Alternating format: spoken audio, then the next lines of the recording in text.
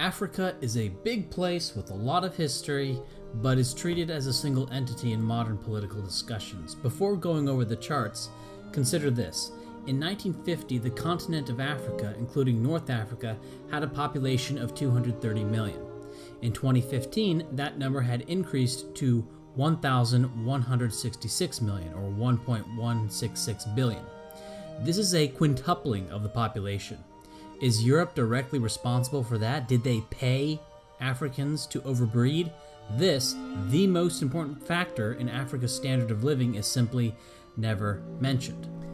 That aside, first let's look at the purchasing power parity per capita in Africa by year and see if colonization corresponds to any major shifts.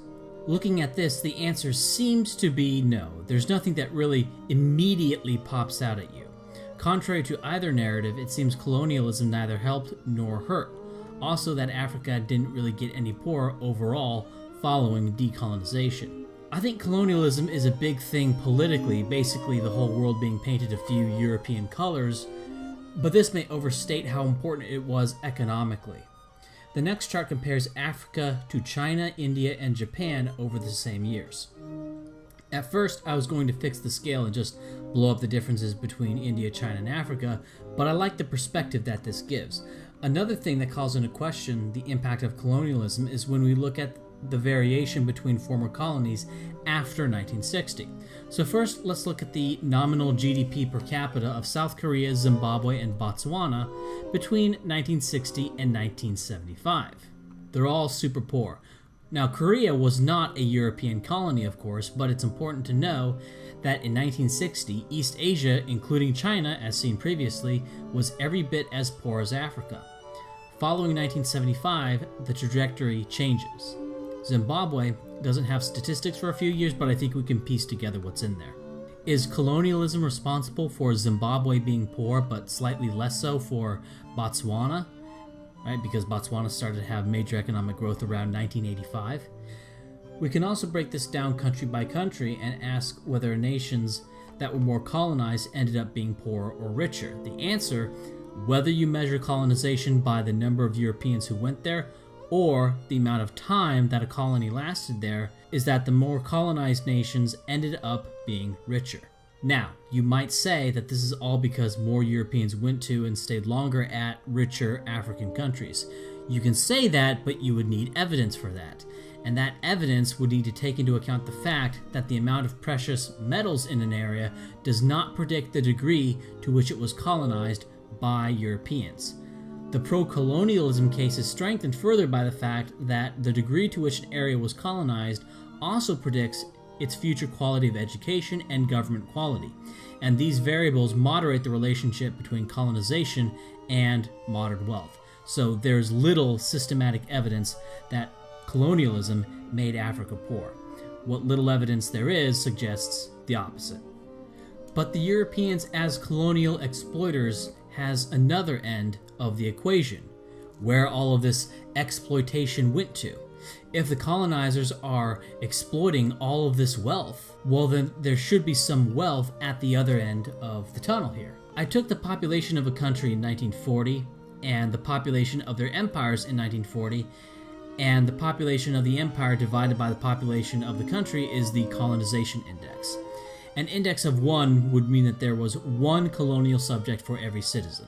The British Empire, at 10.46, had 10.46 colonial subjects for every British citizen. I then compared their per capita GDPs in 1970, 30 years later, and I chose 1970 because that was the earliest year that West Germany appeared on the Wikipedia list of historical nominal per capita GDPs. The countries I chose to compare to were all non-communist European countries. Communist being defined as the USSR, the Warsaw Pact, or being Yugoslavia or Albania. If you included communist countries, sure, you would find that colonizers, being all non-communist, would be wealthier than the average of all European countries, but they're not wealthier than other non-communist European countries. Now, exactly how much wealth one could extract from a dirt-poor African, if indeed that's what these countries were doing, seems intuitively like it wouldn't be worth the effort. Germany, with no empire, was able to drop France, Britain, and Belgium and Holland combined in World War II. And in World War I, Germany was almost able to knock out Belgium and France, saved only by the British outside Paris. Now, in World War II, it was a matter of military strategy, not necessarily industrial power, but even in 1939, Germany could produce more of any military equipment than France and any non-naval military equipment than Britain. And Germany had few colonies in its history relative to its size, and none since 1918. Otto von Bismarck certainly thought colonies were a waste. And at the year 2013, the story is the same regarding the colonization index and per capita GDP.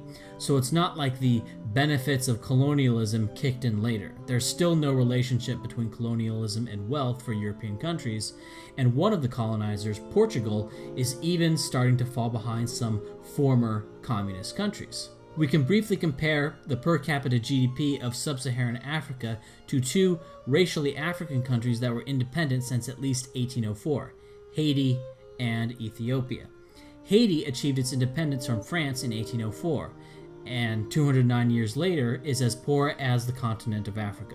Haiti is the smaller of the two countries on the island of Hispaniola. The Dominican Republic is on the same island as Haiti, but is not a racially African majority. Jamaica is a racially African island country in the Caribbean that remained under British rule until 1962. Ethiopia evaded any European rule except by Mussolini's Italy from 1936 to 1942. Ethiopia's war with Italy and their liberation by Britain killed 290,000 Ethiopians out of a population of 17.7 million, or 1.6% of the Ethiopian population.